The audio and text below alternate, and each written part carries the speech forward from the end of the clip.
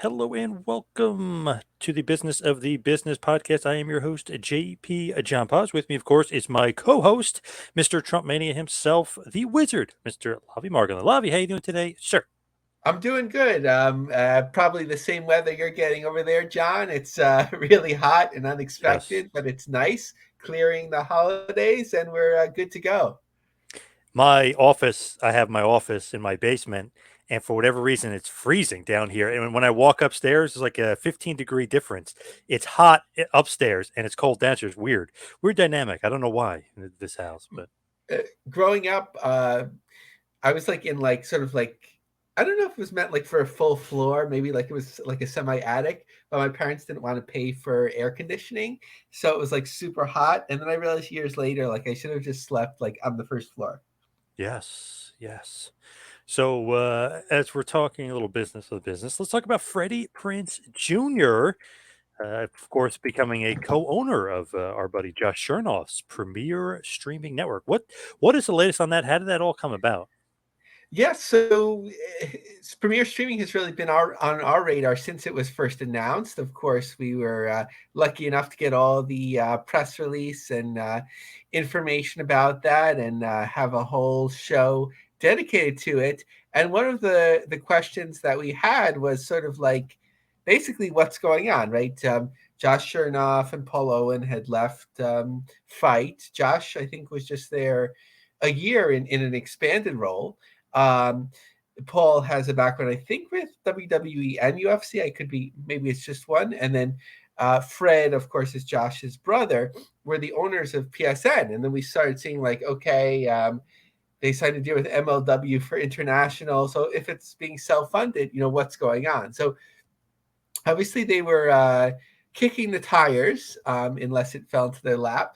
That Freddie Prince Jr., who's been talking forever about having a pro wrestling company that hasn't yet come to fruition, suddenly he's a co-owner of Premier Streaming Network, and it really puts them on the map, and was a surprise.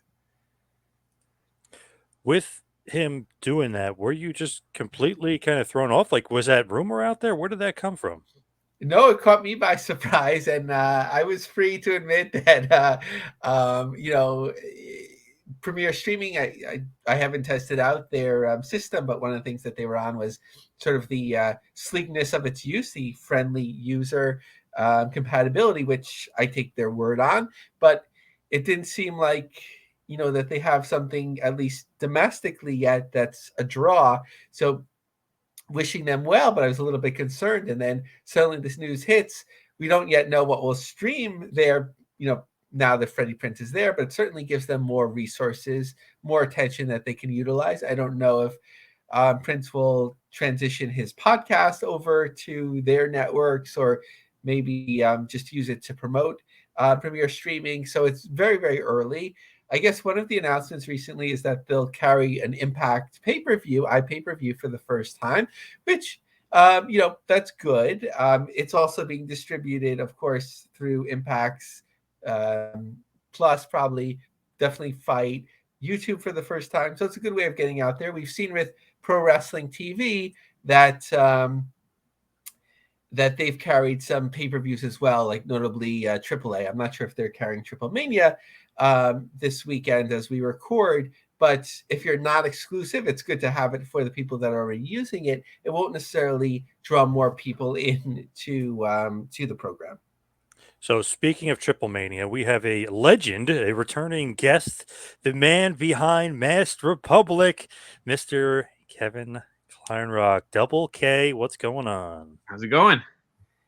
Hey, Love Kevin, having you back we're on. just transitioning from Freddie Prince to Kevin Kleinrock, and I've been thinking about it. If we were to make like a list of the 25 power players in pro wrestling today, Freddie Prince is not yet there, but I think Kevin Kleinrock is definitely there and moving up the ranks. I thought you were gonna say if we were gonna have someone play me in a film, then it should be Freddie. No, no, okay. No, but Maybe. that's interesting. I had not heard the Freddie Prince premiere news yet, so that was breaking news for me. That's very cool to say. I have become a big fan of what Freddie is trying to do. Never met him, never talked to him directly, but from listening to him on his podcast and kind of talking to others and seeing some other things, I'm definitely keeping my eye on what he plans to do in this business still. Fascinating stuff from Freddie. With you, I just have to talk about this guy first because you're a big part of why he's here, why he's being allowed to be streamed elsewhere, why he has a visa, why he's operating. I mean, obviously, we'll give Conan a little bit of credit, but I mean, it's mostly you. Um, possibly Don't put me in speaking, that position with Conan. Good Lord. possibly speaking, the next Rey Mysterio Jr., kind of the next breakout star, Vikino. I love this guy. He's unbelievable. I've seen him wrestle before AEW. I thought he was awesome. Then when he was on AEW, I thought he blew expectations out of the water. I thought he was awesome. What's the latest on him, and what do you think about his not his debut, so to speak, but really his coming out party in the U.S.? Yeah, I mean, so just going back to the Conan thing real quick. I think that I'm guessing both of you watched the Hall of Fame speech at some point, and Yes. you know, I think that's one of those things. A lot. It's funny. It's just because I've been such in the position I've been in, I forget sometimes that there's still so many people that only know of Conan from WCW, like NWO Yep. Conan. They don't know the Conan from Mexico, and they don't know the Conan, the power broker, and they don't know the Conan who, has really been the one who over the last decades has pushed for this style of a lucha libre and identified these talents that are not weren't your typical luchadors. You had the smaller guys, the higher flying guys, and it's kind of funny in a way because Conan as a luchador was this big hulking muscle bound guy who was a huge standout to against the rest of most of the luchadors, even in the heavyweight division.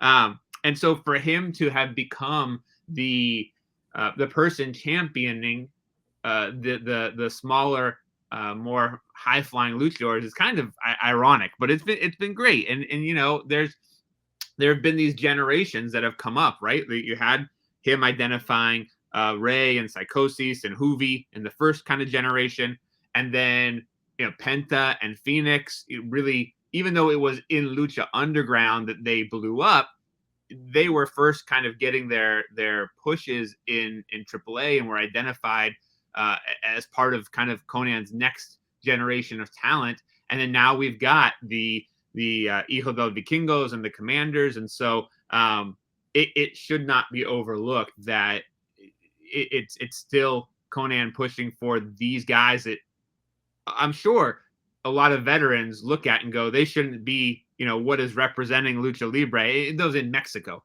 And so, it's been amazing to see the not unexpected, but just the way that Vikingo has blown up now that more people have been able to see him. And it's been really cool because, AAA came to us, Master Republic, last fall, and basically asked us if we would manage his U.S. bookings, make sure that he's going to promotions that made sense for him to go to, that we could work together with their office to coordinate dates. And we had thought originally that it would be maybe 1 or 2 dates a month that everyone would agree that he'd come to the United States, and it's been a bit more than that, especially over that last insane WrestleMania weekend. But it's been great to see him in AEW and Ring of Honor. And just like the whole kind of, it's hard sometimes when you're in the middle of it to remember that a lot of people don't know who Conan was or is outside of WCW. It's been really cool to follow on social media and find all these people who don't currently really follow Lucha Libre, even though he's been in PWG and GCW, who had never seen Vikingo and really were first exposed to him when he showed up in AEW. To me, I feel like there was a lot of talk online, like, "Oh, people are calling this a dream match. We don't know who it is. They didn't do a video package." But to me, it was because I followed the storyline. They were supposed to wrestle 2 years ago. I knew that because I followed AAA, but a lot of people didn't know that. I actually think the negative discourse helped the rating that night because it got a big bump. So I said, oh, maybe Tony needs to do that more often. Just throw out Dream Match and just have everybody argue. And they're like, all right, let's check this guy out. And then after the fact, I didn't hear anybody say it wasn't a dream match after the fact. Yeah, I think. Listen, we could spend an entire hour just talking about the online social media wrestling world and Ridiculous. Yeah. the two sides. The people that are never going to put over AEW, the people that are never going to put over WWE. Obviously, I saw a lot of that going in, and I think that, like you just said, once the match happened and it delivered the way that it did, it didn't matter anymore. And I do think that on some it wouldn't that entire thing would not necessarily have worked as well with just any talent, right? It really Yep. was the fact that you're bringing in a champion from Mexico, from this, not only this other territory but this other country. And yeah, you could have easily gone the other way, and you could have built up the story and showed a video package and kind of told the whole backstory, which it was really cool that Justin Barrasso from Sports Illustrated actually did a story the 2 days leading up to that match that, again, if you just follow on television, you weren't gonna know or see. But he really captured the history and the story, and I think now there's probably at least a good portion of that AEW audience who is going to be interested in seeing what happens next, if that continues to go anywhere, and what the future for a rubber match between those two might be. So before I go crazy on him, because I love him, I got to talk about Dragon Lee as well. Obviously, he went a different path and went a different direction. Went to WWE, went to NXT. He's in the main event scene already. I mean, they threw him right out there, threw him to the wolves. He could speak a little English too. He's an awesome athlete. He's a good wrestler. What do you think on the latest with Dragon Lee, WWE, and NXT? It's funny. I was just having a conversation this morning with somebody. I don't speak Spanish. I understand a fair amount, but I don't dare try to speak it publicly. And the person I was speaking to felt the opposite way, right? They don't feel like their English is very good. We were able to have a full half-hour meeting. And I said to him on that call, though, I said, it's funny, when Dragon Lee headed off to NXT, he was very nervous about his English. Oh, my English isn't good. I'm like, you don't realize how good your English actually is. Yeah. And I know that when he got down there, people were impressed with his English. And I really love the fact that they're allowing him to kind of fluidly go between English and Spanish in his promos. I think that it's not a secret. People talk about that in general, WWE promos come off more scripted than AEW promos or other promos. And I feel like when I watch Dragon Lee, because they're allowing him to fluidly mix the English and Spanish, it comes off a lot more natural. And so I've been really, I've been so proud of the promos that he's been doing. And yeah, it's been great. Listen, same thing kind of we talked about with Vikingo. There's a lot of that NXT fan base, no idea who Dragon Lee was. When they showed him in the crowd that first time, people were like, oh, I thought it was Kalisto. Who is this guy? Why is just a goof in a mask? And then he got in the ring and he had his first match, and people were like, oh, I get it. And it's very rare for somebody these days, for somebody of Dragon Lee's caliber and history to go to NXT. It made all the sense in the world, though. Never been in a WWE ring. He's got to go to NXT. He's got to learn the WWE style a little bit. He's got to learn how they want to do entrances and promos and really just kind of get his feet into that whole WWE style of television production. And he had no problem, going down there and doing it. But yeah, it's great to see that they've put him right in the mix. The 3 matches now that he's had have all been just spectacular. And it's really cool to follow on social media and see, because I'll straight up just every time he has a match, I'll just go to Twitter and put in Dragon Lee and just see what people are talking about, and it's been overwhelmingly so positive. So it's been really exciting to see. Now, I don't know if I'm crazy on this or not. I mean, there was like Mystico through the last decade or whatever. There's been big stars, but is this kind of like almost like a 90s WCW thing where like all these stars are coming on at once as far as the Lucha Libre scene because we have Vikino, we have Commander, we have Tarus, we have Bandito, Pentagon, we got Fiend. I mean, there's so many guys that I could think of. Dragon Lee, Roosh. I mean, there's so many guys that Andrade, if you want to throw him in the mix too. I mean, that are just so good. It just seems like wow, there's way more better Mexican wrestlers than there was a few years ago. Maybe I'm crazy, but is that true or no? I mean, listen, I think the big difference really is, well, yeah, yes. One, I think that the overall you have more spectacular wrestlers now than maybe you did 10 years ago, or not 10 years ago, 5 years ago, whatever. But the thing is, too, it's just also it's exposure, right? There's always been, you know, just luchadors you'll never see or never hear of because they're wrestling only in Tijuana or they're wrestling in these small towns, but they're doing incredible things. I think that the expansion. So here's the thing, right? Until GCW went kind of national, let's say, the only place that was really bringing in and exposing new luchadors every now and then was PWG. And there was only very few spots for somebody to become a Laredo Kid or a Taurus or somebody on a PWG show. And so I think the fact that GCW is running so often and starting to bring in so many more talents from Mexico, it's really helping to expand, the number of talents that are being exposed and seen. And I really think it's a cool thing right now that you've got Laredo and Taurus regularly in Impact now that Laredo's back.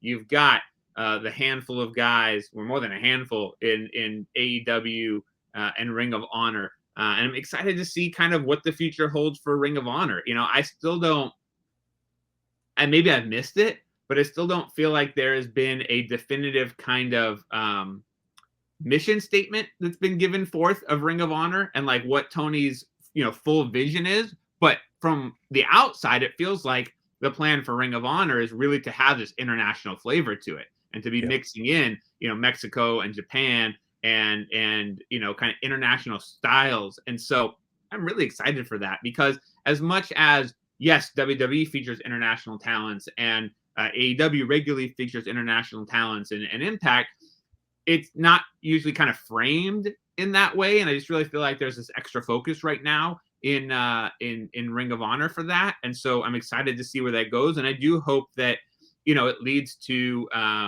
more exposure. But I think the other part of it is that we went through kind of a bit of a dry spell where not nearly the amount of luchadors that have work visas had work visas. And that was an issue that we had identified here at Mass Republic. And so we've been working with, I think we've got about 200 talents now. Some of them are guys you'll still never see. Some of them are the older legends that, aren't going to end up, working a AEW or an Impact, but they'll be, showing up on indie shows in various, cities. But having access to those work visas and talent being able to come here legally and often, I think has also helped increase that talent pool that we now outside of Mexico have the ability to see. When you look at Mass Republic and what they're doing, it's almost like wow, these guys got a great resume. Look at all these awesome guys. But what really is like the latest on Mass Republic? What are you working on? What are you doing over there? That there's just so much. So I mean, we started really to look at what we do in the sense of we have a number of verticals, and we continue to have our licensing and merchandising vertical, where we're doing officially licensed products for a number of the talents. And these days, if you listen to other sports business podcasts or even follow WWE, we've kind of started to explain it as it's our NIL division, right? It's our name, image, and likeness division. It is us representing the intellectual property of these luchadors to try to get them deals that traditionally, unless you were in WWE or now in AEW, you weren't able to get.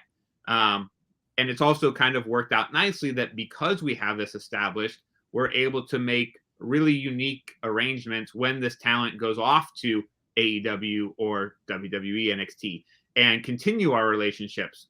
Depending on the talent and depending on the company and where they're going, it might be more open.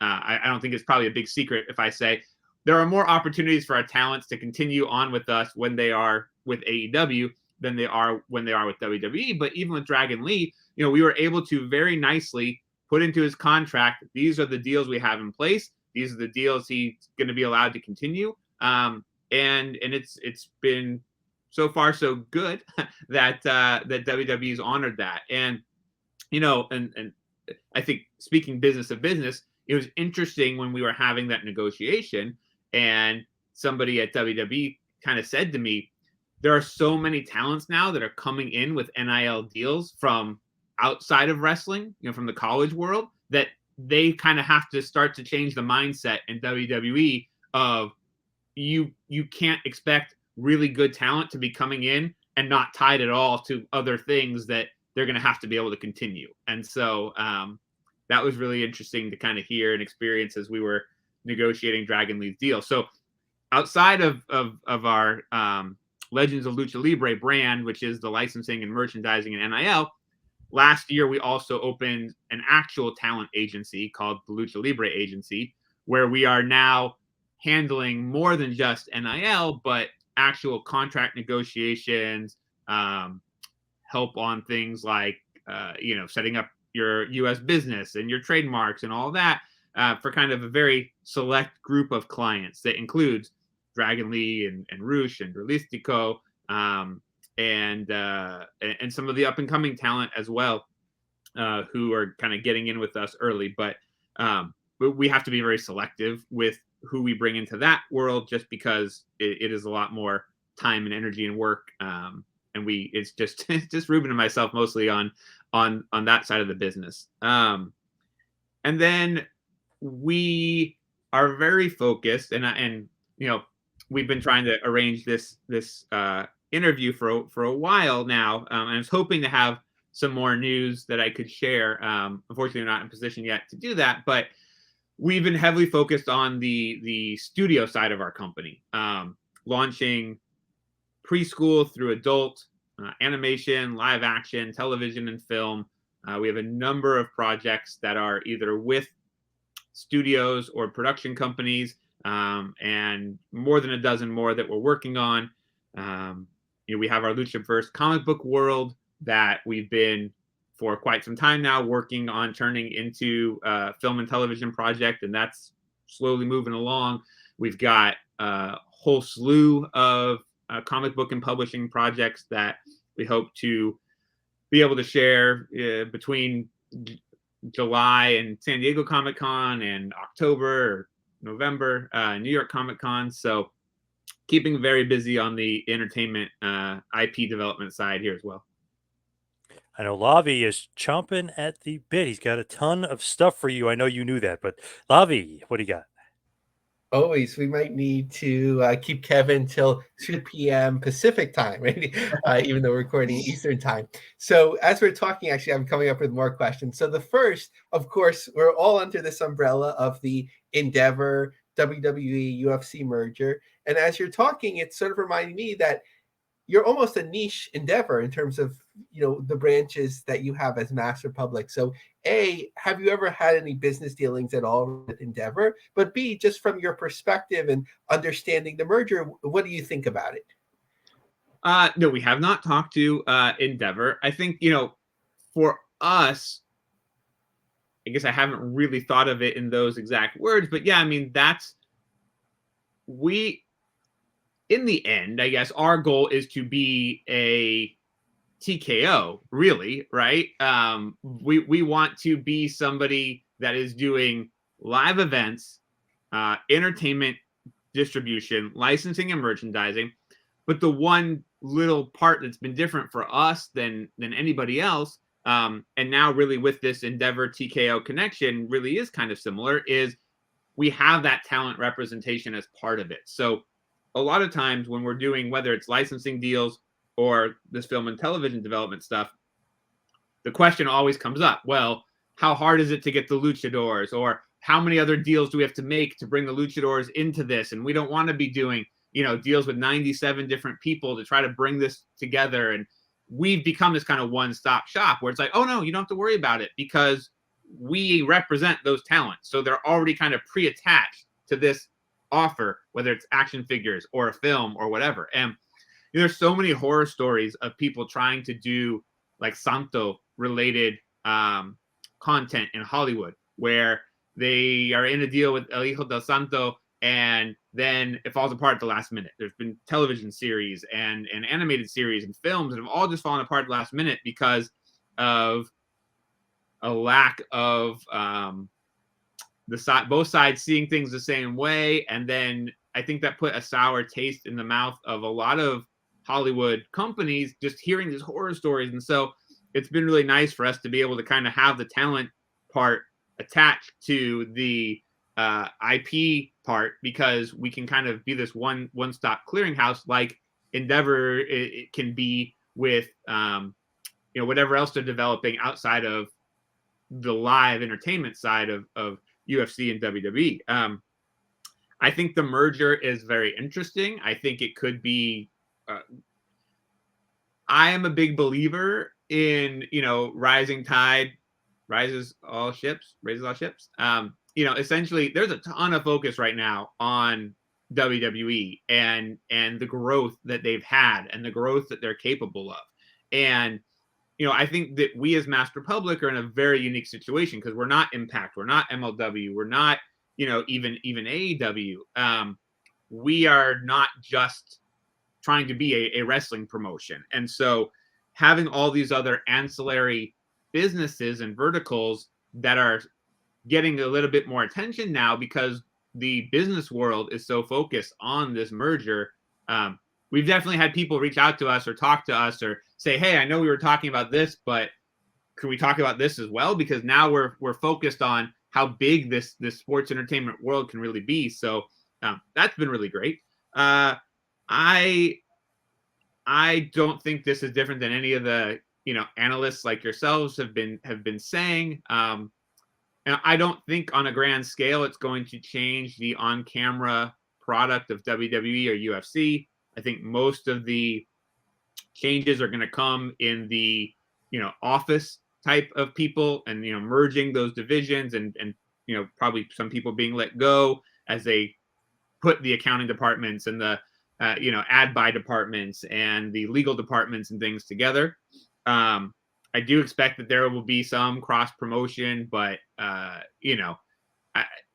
Triple H going out on Raw week before this week and basically telling everyone the WWE is not going away. I think there was a lot of casual fans that just had no idea what the hell this was going to mean. And is WWE going to change and be Brawl for All now or whatever? And I think like Vince said in that, I think it was CNBC interview, UFC went from 4 billion to 12 billion in 7 years with Endeavor. And he's looking at, okay, where are the places that Endeavor is going to be able to help us scale that we wouldn't be able to do on our own? It's probably going to come in with the TV rights negotiations or the streaming rights negotiations. And even though Nick Khan's there and could craft, insane deals on his own, what will that potential to package purposely or not package purposely with UFC kind of end up meaning for both of their bottom lines? So yeah, I think it's really interesting. I don't see it as a negative for the industry. And I think it might be very positive given I think a lot more people are paying attention now to sports entertainment as a whole. So just in terms of the work that you do directly, and this, I didn't sort of get it exactly till you made the point earlier. So you've helped about 200 talents obtain visas that are under Master Public's purview, I think also promotion in California. But then there's the Lucha Libre Talent Agency, which doesn't include all of these 200. That's very premium and niche for maybe the most in-demand talents from international promotions or national promotions? So basically there's three kind of lists that people can be on with us, really. It's like, one is the visas, and the visas have nothing to necessarily do with the other parts. There are a lot of talents that we've helped coordinate visas for that aren't part of Legends of Lucha Libre licensing, aren't part of the Lucha Libre agency. It's just a matter of us trying to make sure that luchadors from Mexico can come and work here, and that the promotions in the U.S. that want to feature luchadors are able to do that. And again, not just the GCWs and PWGs and AAWs, but the smaller ones as well. Just your local Mexican indie in random town that wants to be able to bring talent in legally, which is what should be done. And so they're not all in Mass Republic's name per se, because that's a lot of visas, but we do the coordination, we do the work with the lawyers in the US and with the folks on the Mexico side that help bring everything together. So there's kind of a group of promoters that includes ourselves, Pro Wrestling Revolution, Defy, Baja Stars, which I think is the one that you're referring to in Southern California. And so, but we kind of manage all of that with them. And there's another one coming with a company in Texas called Full Blown Pro Wrestling. So with all that, just from Mexico will be around, with Mexico plus some Canadians and some Japanese talent, will probably be a little bit over 200, by the summer. Wow. So in terms of the Lucha Libre Talent Agency, I think the importance of it really comes through to me in terms of like one of these stories that doesn't relate to your company, but sort of is endemic of the importance of it. And I'm just looking at an article. Of course, these are allegations. I don't know anyone that was involved. I'm just reading a story. But New Evolution Wrestling had a show around the big event in New York, which is a big, signing event for those that are familiar. And, they brought in people like Alberto El Patron, Nakajima, Marufuji from Pro Wrestling Noah. Noah, of course, wants to get out there. And what happens, right? The promoter says, I ran out of money. They have to go to the hospital. Apparently, Josh Alexander was chasing him down, was like counting the money, and everyone ended up being paid. But like these are the type of disaster stories that you try to avoid. You were talking about that you have a select number of promoters, one of which you're working with in a number of ways, but it's clearly Defy, GCW, I think Warrior Wrestling, and so on. So how do you determine that? And can someone like knock on your door to say like, can we be one of those? Well, so there's a few different things, right? So in terms of like getting access to the talent, we I have to be careful how I word this because there are actual legal ramifications of this. But there have been other promoters in the past who have helped talent get visas and then restricted where they work, right? You have to only work for me. You can't work for my competition, etc. And technically a work visa is to work for one company, but we don't have a problem loaning out, legal term, contractual term. We will loan out our talent. Our visas are based around Lucha Libre being a cultural art form and a cultural performance. And if we can help bring authentic Lucha Libre to shows throughout the country, then we're doing our job. That's what we're here to do.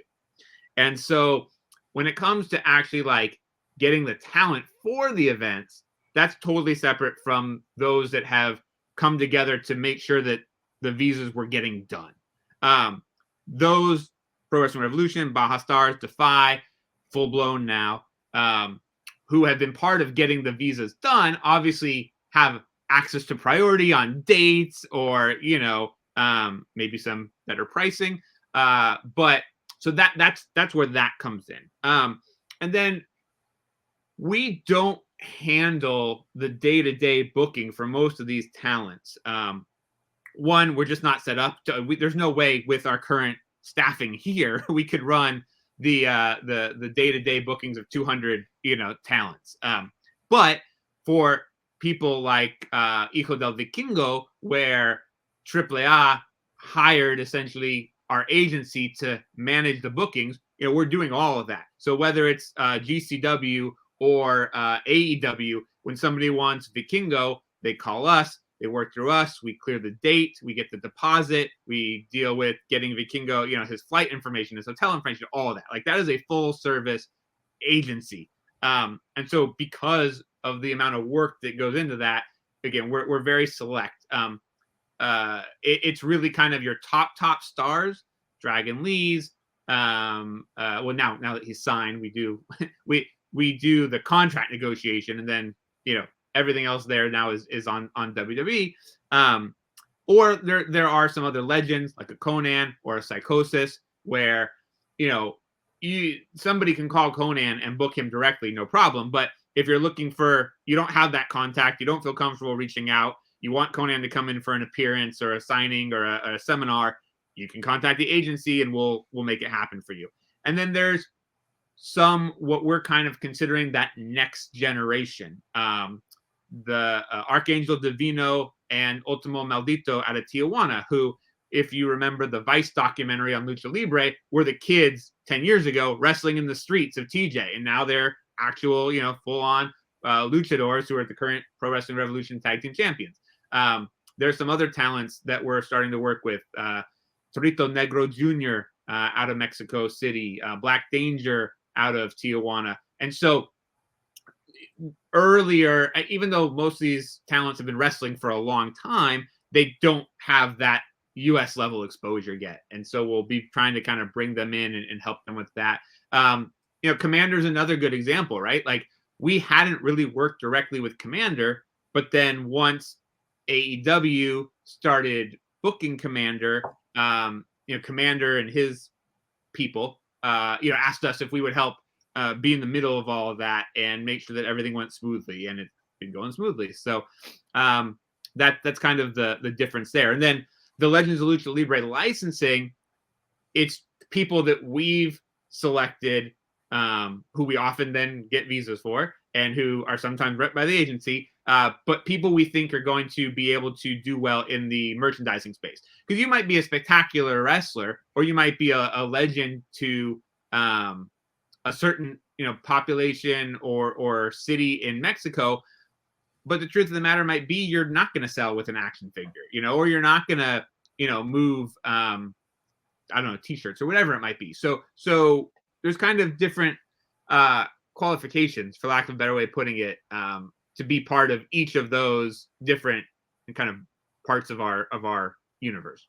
So I know I'll be talking about, like, in broad strokes. I know it's, of course, sensitive and some confidential information, but let's say when Vikino, and I'm constantly working on my pronunciations, I hope I'm doing okay.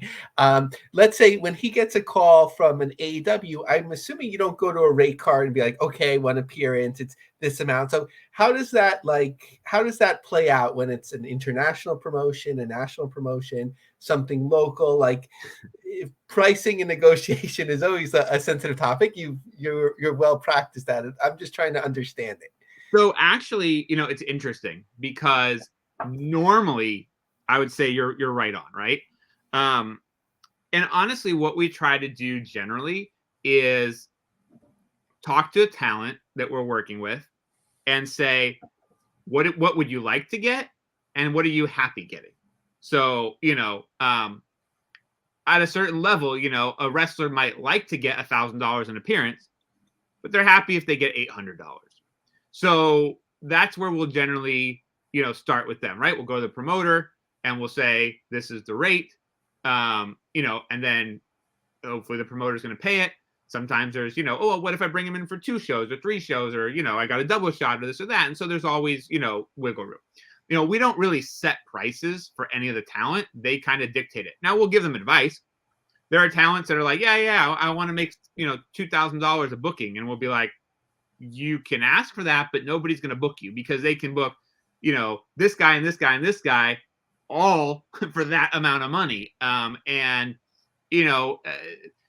There's there is a huge still PWG and GCW factor. You know, if you've been to PWG and GCW and been seen, and fans are starting to ask for you on all these other shows, I think AEW as well now too, because unlike obviously when you go to WWE, you can't go and work indies on the weekends. AEW still allows their talent to, you know, as long as they're clearing the dates with the office, go and work other shows. So that exposure on AEW TV, certainly. I mean, as soon as Vikingo did his first AEW match, you know, our contact information, you know, blew up again. Whether it was promoters who had been talking about getting a date on him, trying to quickly lock in a date, or whether it was hearing from new promoters. Without getting too detailed into the Vikingo scenario itself, I will say there was a lot of kind of back and forth discussion with AAA at first. What should the pricing be? How should this work? And then it was kind of set flat. And, you know, if you want Vikingo, and it's also almost, it's like a day rate for him, meaning AAA doesn't care if it's a wrestling match or a signing or whatever.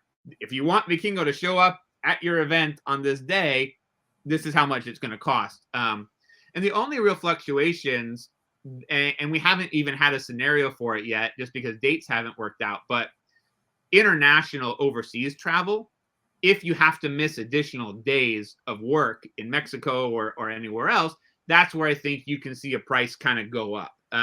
You know, if you're having to travel an extra day both ways to go to Japan or to England, it's reasonable to expect to have to pay maybe not double, but more, because, you know, Vikingo and AAA are both losing money if he's not working house shows in certain places in Mexico, because he's got to travel for a week and go do a show. And, you know, again, without giving too much of the business away, you know, the promoters pay AAA, but we have everybody has a very clear understanding, which isn't necessarily the case for things that happened in the past, of what Vikingo gets, what AAA gets, what Master Public gets. And so very clear, very clean how that business is being done. So with GCW, and for those that have learned, and my perception originally was GCW is this, and then thankfully Brett being so open and kind with his time and coming on the show and learning more, I learned that it's actually that. But you know, with GCW, they have a lot of different types of shows, and one of their big ones coming up in Atlantic City is Tournament of Death. So, like, does that ever, I think that you can have those open conversations with Brett, but has that ever come up where, like, Brett or similar promoters, like, hey, we want to put this Mexican promoter wrestler in a match, and they're going to win, but they're going to go through 7 panes of glass. And I know you have the background with XPW as well. How do you, like, navigate that? Well, it's funny. Because so I have this background with XPW. I had a credit card for Home Depot at one point that was maxed out just from buying stuff for death matches. But it's so not who I am these days. I honestly do not enjoy watching that stuff anymore. More power to those that want to do it. I won't. Yeah, I hope that people are being safe and, you know, not taking years off their lives doing that stuff. But it's just not my cup of tea anymore. But it was funny because I was at Joey Janela's spring break, and I turned to the person sitting next to me, and I was like, okay, if I was just a fan, this would be my scene. Like, these types of shows, these types of matches, just the personality that the whole kind of, you know, crew had. I really thought that was great. And so the only person we truly speak for right now in terms of approving what a match is going to be, in terms of like who they're against and that, is Vikingo. For the most part, beyond that, it's up to the individuals. Most of the hardcore luchadors that Brett uses are on our visas, but that's it. Like, we don't get involved with their bookings. We don't get involved with any of that. So yes, I mean, if somebody called up and said, "Hey, we want to book Vikingo," regardless of whether he's gonna, go over or not, he's not doing any death matches, at least anytime soon. But yeah, everybody else is free to do what they want. Now, could somebody, not to give a secret away, but if a wrestler came to us and said, "Hey, I don't really feel comfortable doing this. Can you give the promoter some excuse to help me?" Sure, we do that. Yeah. No, the AAA won't allow that or whatever. But that situation hasn't happened because we don't really work with talent on that level. And I mean, like Psychosis is probably a great example, right? Psychosis will do hardcore stuff if he wants to, or if the match is intriguing to him or whatever. So if a promoter called us and said, "This is what we want to do," we take it to him, and if he's into it, cool, great, then it's done. But yeah, it's a good question though. Thanks. Let me turn over to John. Now, Kevin, what can we look forward to in the future of Master Republic and you, like adding more talent, putting more stuff on your plate? What else? I mean, I guess for me, the thing that I'm most excited about heading into this fall, well, everything always takes a hell of a lot longer than you think it's going to take. But we are supposed to, later this year, have our Munoz family trilogy of books, the first book, come out. So, a lot of our entertainment that we're developing is kind of inspired by the original Lucha Libre films, where luchadors were these monster hunter superheroes. And so we have a trilogy of books coming out where real life brothers, Rush, Dralistico, and Dragon Lee, are learning about monster hunting from their father, their real life father, El Toro Blanco, who's now known as Bestia del Ring. And so it's a middle grade. So it's not a picture book. It's not a graphic novel. It's an actual novel. But the first book in a trilogy that's going to be coming out. It's bilingual, Spanish on one side of the page, English on the other side of the page, which I've been wanting to do something like that for years. I think there's a huge opportunity in schools and for kids to be able to get comfortable with the opposite language that they currently speak, by being able to read a fun novel that has both languages. And just the fact that we've got Dragon Lee over in NXT now, and you've got Rush and Dralistico over in AEW, Ring of Honor, and they're all going to be able to promote this and publicly together as brothers, even though they're in different companies. I think that's so cool. And both companies have agreed, essentially based on the contracts, to allow that to happen. And then we're already starting to develop an animated pitch and video game pitch for that IP as well. So that's going to be a really cool focus of ours, hopefully, this fall and into next year. And then we've got two other kids properties that we're in the midst of working on. One that's out there publicly. It's called Legend of Luchasatsu. It's kind of Lucha Libre meets Power Rangers and Voltron. It's got Ultimo Dragon as an executive producer on it. And a lot of the feedback that we've had so far from platforms or broadcasters that have seen it is really liking how the show merges Japanese and Mexican cultures and kind of styles of storytelling and art. And so super excited for that one too, which also has a video game pitch developed with it.